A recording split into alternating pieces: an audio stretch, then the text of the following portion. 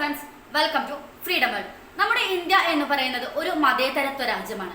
എങ്കിൽ കൂടി ഒരുപാട് ക്രിസ്ത്യൻസും ഹിന്ദു മതക്കാരും ബുദ്ധ മതക്കാരും അങ്ങനെ പല വിധത്തിലുള്ള മതത്തിൽ വിശ്വസിക്കുന്നവരും നമ്മുടെ ഇന്ത്യയിൽ ജീവിക്കുന്നു. അതുകൊണ്ട് തന്നെ 2011 കണക്കു പ്രകാരമുള്ള ഇന്ത്യയിൽ ഏറ്റവും കൂടുതൽ ക്രിസ്ത്യൻസ് താമസിക്കുന്ന 5 സംസ്ഥാനങ്ങൾ ഏതാണെന്നാണ് ഞാൻ ഈ വീഡിയോയിൽ പറയാൻ പോകുന്നത്. അപ്പോൾ നമുക്ക് വീഡിയോയിലേക്ക് പോകാം. 1. നാഗാലാൻഡ്.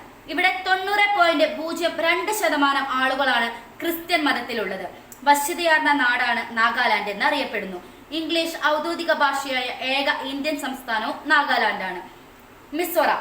87.16% ആളുകളാണ് ഇവിടെ ക്രിസ്തു മതത്തിൽ വിശ്വസിക്കുന്നത്.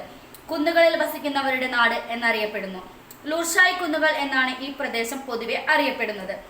3. മണിപ്പൂർ. ഇവിടെ ക്രിസ്തു മതത്തിൽ വിശ്വസിക്കുന്നവർ 41.29% ആളുകളാണ്. 1972 ജനുവരി 21 ഈ സംസ്ഥാനം രൂപീകൃതമായത്. ഇതിന്റെ തലസ്ഥാനം ഇംഫാൽ ആണ്. 4. അരുണാചൽ പ്രദേശ്. 30.26% ആളുകളാണ് ഇവിടെ ക്രിസ്തു മതത്തിൽ വിശ്വസിക്കുന്നത്. വടക്കു കിഴക്കൻ സംസ്ഥാനങ്ങളിൽ ഏറ്റവും വലിപ്പമുള്ള സംസ്ഥാനമാണ് അരുണാചൽ പ്രദേശ്. 5. ഗോവ. 25.10% ആളുകളാണ് ഇവിടുത്തെ ക്രിസ്തുമത വിശ്വാസികൾ.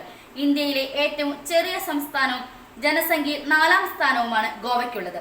ഏക സിവിൽ കോഡുള്ള സംസ്ഥാനവും ഗോവയാണ്.